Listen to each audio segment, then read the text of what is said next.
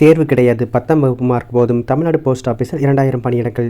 இந்திய அஞ்சல் துறையில் கிளை போஸ்ட் மாஸ்டர் மற்றும் உதவி கிளை போஸ்ட் மாஸ்டர் உள்ளிட்ட பணியிடங்களை நிரப்ப அறிவிப்பு வெளியாகியுள்ளது. அஞ்சல் துறையில் உள்ள கிராமின் டாக் சேவர்கள் பிரிவு பணியிடங்கள் மெரிட் லிஸ்ட் அடிப்படையில் மட்டுமே தேர்வு செய்யப்படுகிறது.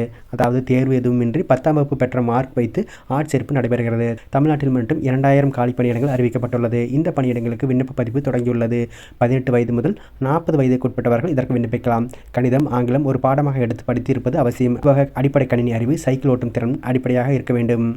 விருப்பமுள்ள விண்ணப்பதாரர்கள் அதிகாரப்பூர்வ தேர்வு அறிவிப்பினை படித்து உறுதி செய்து கொள்ளவும்.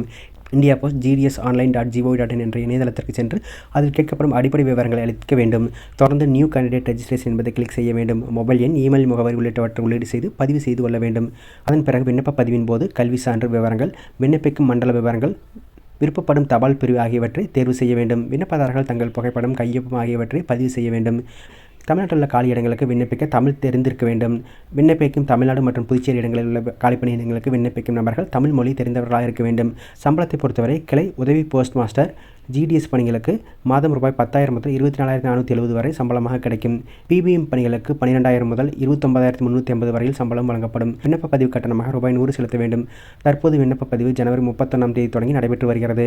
விண்ணப்பிக்க கால அவகாசம் வரும் 14ஆம் தேதியுடன் முடிவடைகிறது. பிப்ரவரி 16ஆம் தேதி விண்ணப்ப கட்டணம் செலுத்தலாம். பிப்ரவரி 18 மற்றும் 19 தேதிகளில் விண்ணப்பங்களில் திருத்தம் மேற்கொள்ளலாம்.